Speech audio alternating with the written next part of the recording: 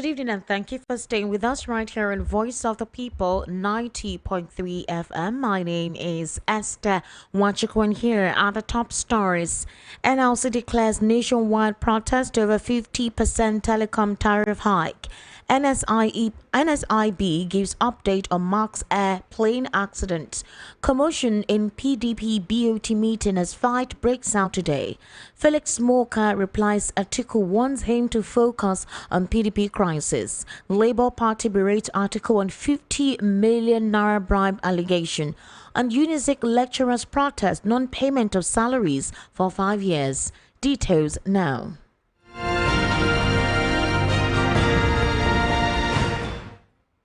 The news begins with the Nigerian Labour Congress deciding to organize a nationwide protest on Tuesday, February 4, against the proposed 50% increase in telecom tariff.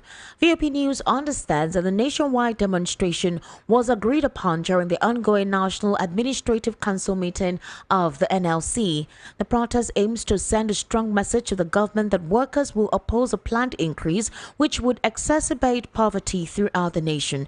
It is important to note that on January 22, the NLC rejected the 50% increase in telecommunication tariff that the federal government sanctioned via the Nigerian Communications Commission. The NLC argues that approving such a significant tariff hike while Nigerian workers and the general populace are facing extraordinary economic challenges is a blatant attack on their well-being and a neglect of the people in favor of corporate interests. This decision coming at a time when Nigerian workers and the masses are grappling with unprecedented economic hardship is a clear assault on their welfare and an abandonment of the people to corporate fat cards. Telecommunication services are essential for daily communication, work and access to information, yet an average Nigerian worker already spends approximately 10% of their wages on telecom charges. Now, the Nigerian Safety Investigation Bureau has disclosed it has launched an investigation into the accident involving Max Air Boeing 737 aircraft at the Kano International Airport on Tuesday. The NSIB statement said an investigation has been opened and it's ongoing to find the root cause of the incident. The Max airplane, which departed Lagos for Kano, landed on runway 06 during the deceleration phase while still under 60 knots and with the thrust reversers engaged. A loud bang was heard, followed by the aircraft veering sharply to the left. All the 53 passengers and crew members disembarked safely and no injuries were recorded. Well, the Director of Public Affairs of the NSIB, Bimbo Olawumi Oladeji, said an update will be provided on the investigation into the incident.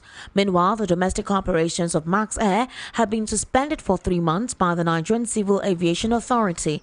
The suspension was announced in a statement on Wednesday by the Director of Consumer Protection and Public Affairs of the NCAA, Michael Achimugu. He said during the 3-month suspension period, the NCAA will carry out a comprehensive safety and economic assessment of Max Air, and the resumption of Max Air's domestic operations would be based on the satisfactory completion of the audit.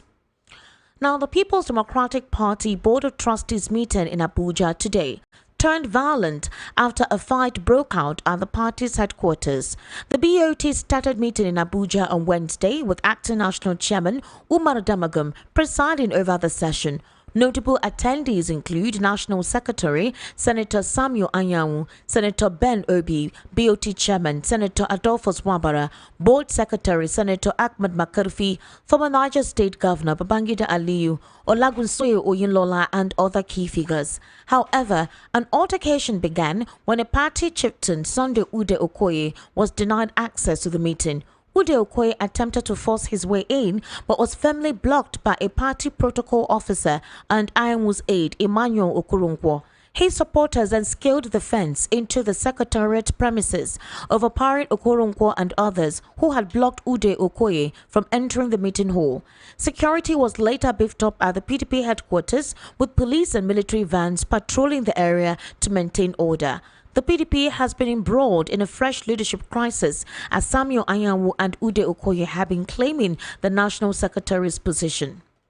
Meanwhile, the National Publicity Secretary of the All Progressives Congress, Felix Smoker, has stated that former Vice President Atiku Abubakar and other People's Democratic Party members prefer to point accusatory fingers to others rather than focusing on the party's internal problems. Recall that Atiku had accused the ruling party of bribing the opposition with 50 million naira each ahead of the 2027 election. However, speaking during an appearance on a Monitor television program, Moka stated that it is not APC's fault that the PDP is actually imploding. The spokesman said that the APC is busy minding its business and worrying about its own matters. He said, and I quote, "The PDP is imploding. That is, clear to everyone. It's imploding not because of APC or what APC is doing or has done. As a matter of fact, the APC is doing nothing. We're busy minding our business and worrying about our own matters, sorting out our own issues, as well as sorting out our own internal issues, building cohesion and preparing for whatever context that may come. The PDP should do the same. They should focus on their internal problems, but unfortunately, Atiku Abubakar and all of those in the PDP prefer to simply point fingers, busy making themselves accusing the APC of attempting to destabilize the PDP and the opposition parties for that matter. We are doing no such thing." End quote.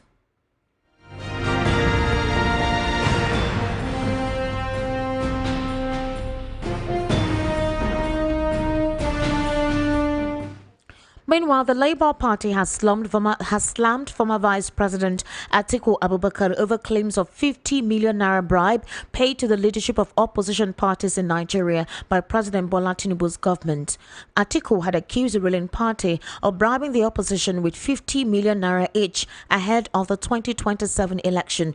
Reacting to the claim, Labour Party, in a statement issued by its National Publicity Secretary Obiora Ifo, said the party's leadership has never received a dime from any individual, group, organization or government. Describing the claim as reckless and demeaning, Labour Party stated that such a statement is a letdown from someone like Atiku. The party further urged Atiku to provide concrete evidence to substantiate its allegations, without which Nigerians will be forced to take every other of his statements with a pinch of salt.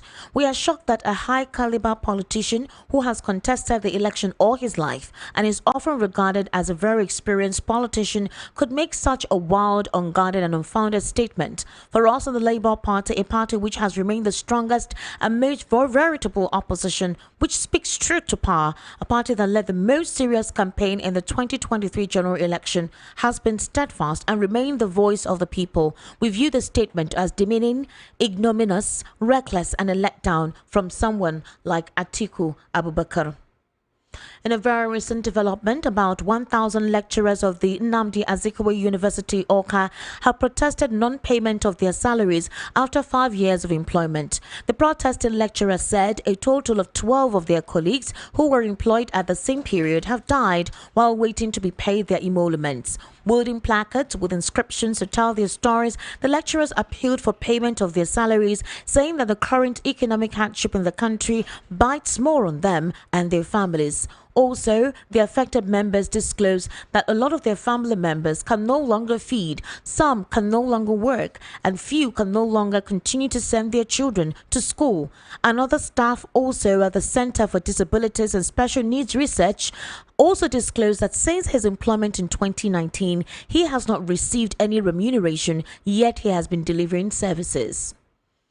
In a very recent development with the situation with the United States of America and President Donald Trump, the United States Immigration and Customs Enforcement has identified nearly 2 million illegal immigrants for deportation, including 3,690 Nigerians, as part of President Donald Trump's renewed crackdown on undocumented migrants. According to a document obtained by Fox News, ICE's enforcement and removal operations reported that as of November 24, 2024, there were 1,400,000 445, 549 non-citizens with final orders of removal on the agency's non-detained docket.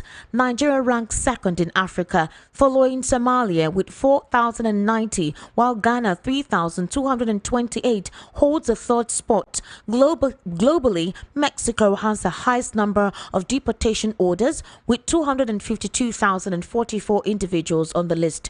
The U.S. government has urged affected nations, including Nigeria, to accept the return of their nationals, warning that lack of cooperation could result in diplomatic consequences. A section of the ICE document stated lack of cooperation from the foreign government delays and in many cases inhibits the removal process. The U.S. government requests foreign governments take appropriate steps to confirm the citizenship of non-citizens suspected to be their nationals. The statement further urged countries to facilitate deportations by conducting interviews, issuing travel documents promptly, and accepting returnees via commercial or charter flights.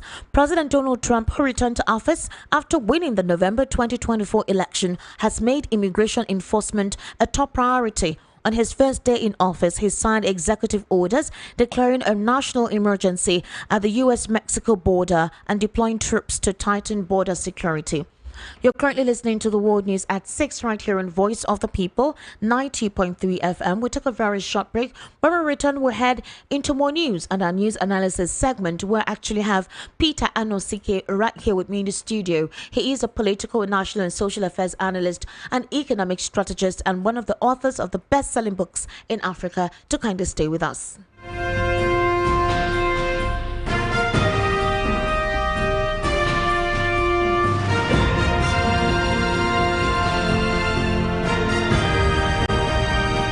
Welcome back. The First Lady of Nigeria, Remi Tinubu, has thrown her full weight behind impeached Lagos Speaker Mudashiru Obasa, shielding him from arrest and prosecution from EFCC agents who were ready to pounce on him upon his arrival in the country over a multi-billion naira fraud allegation.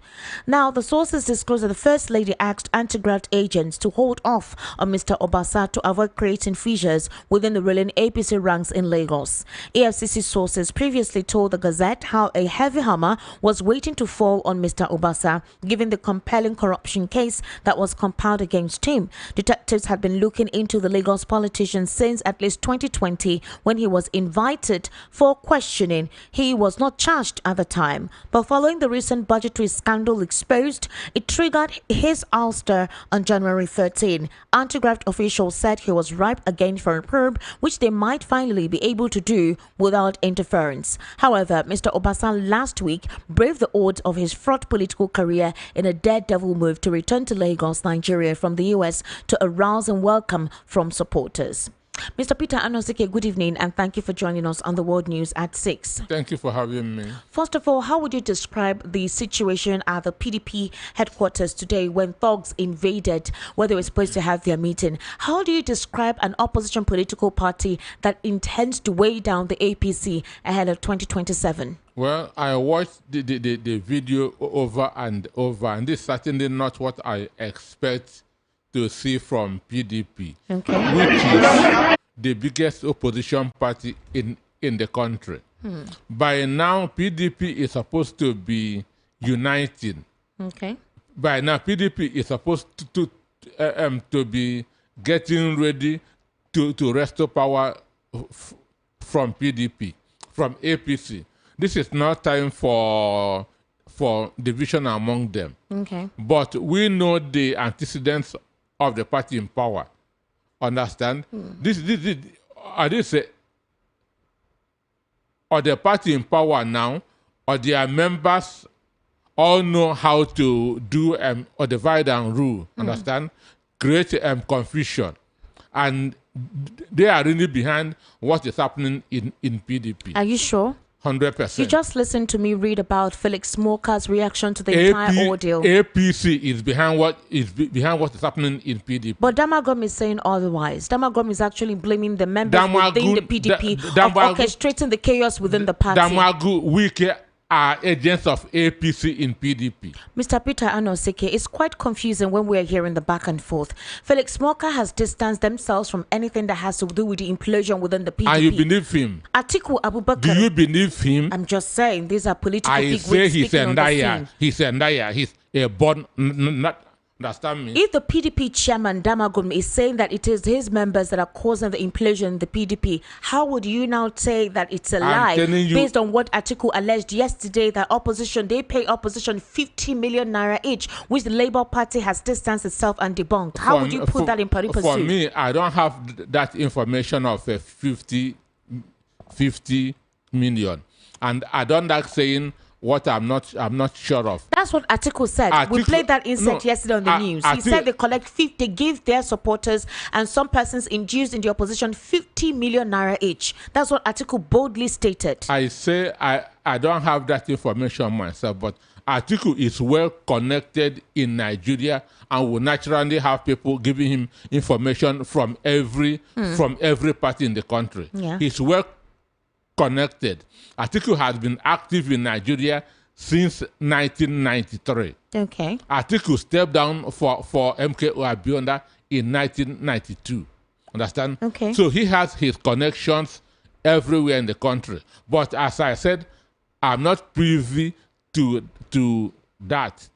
But I can tell you that what happened today in Wadata, APC is behind it. Well, Felix Morka has come out to say otherwise, and Damagum is also in collaboration with Felix Morka that indeed it is an internal situation. Persons within their party are causing the implosion. People are being sponsored to cause crisis in PDP. All right, now with all of the situation that transpired today, the mayhem, the chaos, the pandemonium, the scaling of fences, brawls, people punching each other, the party is now blaming the APC for heaping economic pressure on Nigerians. In other words, the issue they are going through with the internal crisis is caused by the APC. Did you watch a different video from what I watched? We saw them opposing each other. One person was pointing fingers. The way you are describing it as if it's all those things, you are hyping it for APC. I'm hyping it for APC. Sure. Are you a PDP fan? Are you a PDP member? I'm not a card-carrying member of any PDP. But you're a supporter of who? Of any, I'm supporter of the suffering Nigerians. So why are you so concerned with the imbroglio that occurred? You are hyping it. It's not a hype. I watched the same video. The video did not give you the full details. Explanation of the details. So you watched a different video. What the video showed was not a full clips of the scaling of fences. Apparently, the thugs scaled fences today. Morka sent you a different video. No. What I'm trying to tell you is that a description of what transpired at the party today, beyond what was shown on the video, was that thugs scaled the fence. The thugs that came to invade the meeting today scaled the fence. How did you get those ones? That is the description. I read it in the news when you heard me reading, if you hadn't listened to that part. So these were the aspects. The one that you watched that was captured did not show all of that internal issues, but that was what made the police surround the venue. We are different. What I'm trying to explain to you, Mr. Peter Anosike, is that after that situation that supposedly evolved and Felix Morka told Atiku Abubakar to look at how to resolve the issue in his party, the PDP now came back to say that possibly the reason for this implosion is the APC's fault because Nigerians are going through hardship. How does that correlate? Your party's internal issue and now blaming the APC at the same time that is the pressure on Nigerians due to fuel subsidy removal and the economic hardship. What happened today at Wadata has nothing to do with economic hardship. But that's the response. The People's Democratic Party Board of Trustees lamented the internal crisis rocking the main opposition party in Nigeria. The party also blamed the APC for heaping economic pressure on Nigerians through its policies, such as the increased taxation and fuel subsidy. So we were expecting that you would speak more on what transpired in your party. In law, that's called arguing beside the point. Okay. That is what is called in law. So whoever issued that statement, that doesn't concern what happened today. It was presented by the chairman of the BOT, Senator Adolphus Wabara. But I'm telling you that what happened today, APC has a hand in it. All right. So with this particular statement, after the implosion that occurred today, are we saying they were trying to sidestep the focus of what transpired today? By having to express that it was the pressure of the economy on Nigerians, or generally speaking? That's why I say it is arguing beside the point. So what they are saying is different from what happened today. What happened today was issue of who is the authentic secretary of APC. Is it Okoye or Senator Anyanwu? Or Senator Anyanwu? Mind you, Senator Anyanwu contested for the governor of Imo State against Ozodinma. Yes. So you cannot be contesting an election and your still seat to be vacant. Understand me? So that is it. But some people that are financing people don't agree. Understand me? That is the cause of what happened today. It has nothing to do with the state of the economy. So that means they were just trying to, adulterate the entire situation that transpired today and hinge it on something else. It's shameful if they can say such thing. All right. Now, let's look at a situation like this. If, as you say, that what transpired today is a work of the APC, and the APC is denying and saying they don't have any hand in it. You don't expect them to agree. All right. Now, Mr. Peter Anosike, beyond the fact that we would say we still have 2 years to 2027, a lot is expected to happen. For example, the Trump administration has denied Nigeria and other African countries funding for its HIV vaccines. That's one. 2, 3,000 and something Nigerians are expected to be deported back home. So they're asking countries' embassies to facilitate documentation for individuals who need to process their legal papers. Now, here is one of the issues that is daunting to a lot of Nigerians. The president has not said anything about the situation with Trump, where he said they were going to stop funding. But the government of Kenya has been able to release a statement telling the Kenyans that they were going to look for an alternative to sort their health care issues, specifically on the antiretroviral drugs. What do you think will happen to Nigerians now that that funding has been stopped, specifically those who are carrying the disease or the virus? Well, somebody want Tinubu not to go into confrontation with Donald Trump. So I feel that Tinubu is abiding by the advice. Okay. Understand? Because Trump is an unpredictable person. Understand? So they should find a way. Okay, I saw the statement that was issued from the presidency. Okay. One, condemning the deportation, and again telling Nigerians that will be deported, that they are welcomed back home. Oh. Understand me? So I wonder where they are going to put them. Understand? Okay. Sambisa is in the forest. Mr. Peter Anosike, now there's this particular group called Joint Action on Democracy. They have alleged that, yes, Jack, they have alleged that there are politicians who are aggrieved because President Tinubu has initiated reforms that are already working and showing positive results. The group, wait now, Mr. Anosike, the group believes that this has made the politicians realize they have no chance of winning the next general elections, even if they work together. So they now who issued that statement? The Jack, that is the Jack, Joint Action on Democracy. I know who issued the statement. So just hold on. It is their group head, the group head of Aremu? JAD. Is it Aremu? Hold on, sir. So this is what is going on. The group is now saying that former Vice President Atiku Abubakar, ex-Kaduna State Governor Malam Nasir El-Rufai, and other prominent politicians have been accused of planning to overthrow President Bola Ahmed Tinubu. So, Mr. Peter Anosike, from what JAD is saying, Joint Action on Democracy is saying now that any opposition at this moment trying to form a coalition is a coalition trying to upstage the president or form a coup against the president. Can you help me clarify why that is the case? Esther, I want to get something. Who issued that statement? The group as a whole. They didn't put a name. No name. Yes, they didn't put a name, but the group as a whole wrote to that. They even referred to Obi. They said they are inciting public sentiments against the government, something they will continue to do irrespective, and that their plan is germane, which is to plan a coup against the president to unseat Tinubu. So anybody they see coming together now, or whom they think is forming a coalition, intends to unseat the president. Is that what it means? So Jack has turned into a stomach infrastructure association. Well, that's what the group is saying now. Joint Action on Democracy. Their head, Aremu, is my very good friend. I thought that this guy is a straightforward person. Oh, it's shameful, very, very shameful. What if Aremu is no longer the head? What if it's someone else now? Very, very shameful. They say No, But you heard the name, Aremu, so you should not be surprised. nobody want to take Tinubu's job. Understand? Nobody will want to enter this hell that Tinubu is at this point in time. APC was a coalition of about 5 parties in 2012, 2013. So for them to be pushed away, there should be a coalition. A coalition does not mean Coup.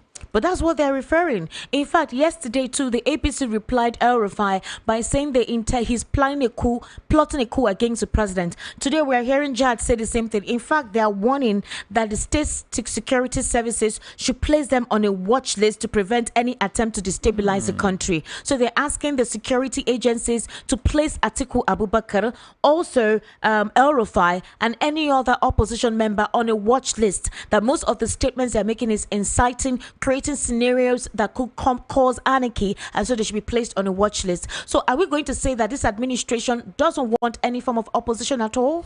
Esther, if there's no opposition, there's no democracy. If there's no opposition, there's nothing like democracy. There must be criticism, there must be opposition, and opposition is just to keep the government on their toes. It's not to take over power from Tinubu. Tinubu will be there till 2027. Okay. So, and nobody wants to overthrow his government. So where are these talks of a coup plot coming from? These are sycophants. These are a bunch of sycophants. These are people being driven by stomach infrastructure, what to eat. It's so shameful that that I respected a few years ago, has fallen to this a kind of a propaganda that association. Well, before I let you go finally, Mr. Peter Anosike, the First Lady, apparently from sources from People's Gazette, said that she was the one that told the EFCC to hold off from having to arrest, what's his name, former Speaker of the Lagos State House of Assembly, Mudashiru Obasa. She's saying that she was the one that told the EFCC stay behind, that she didn't want to ruffle any feathers or create any form of chaos in Lagos State. How do we see this response or this reaction? She did not understand the implication of that statement. Whoever wrote that in for her, she don't understand what she's implying. Because you don't want a crisis in your Lagos, state, yes. in Lagos, which means a criminal should go free. Somebody who has been accused of fraud should go free, because you don't want crisis in your state. Not necessarily growthy, but she was like, the hammer was supposed to fall on him, but and he said, wait. She said, wait. On. She don't understand that implication. When it will be interpreted to her, she will be shocked. All right, Mr. Peter Anosike, thank you so much for taking your time and giving us your insight on the world news at 6 this evening. I sincerely do appreciate your input. Thank you for having me. Thank you very much.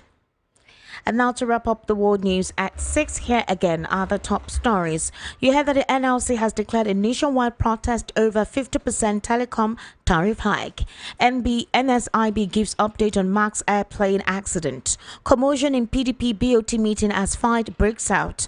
Felix Morka replies Atiku wants him to focus on PDP crisis. Labour Party berates Atiku on 50 million naira bribe allegation. And Unizik lecturers protest non-payment of salaries for 5 years. That's a wrap on the world news at 6. My name is Esther Machuku. Good evening and thank you for listening.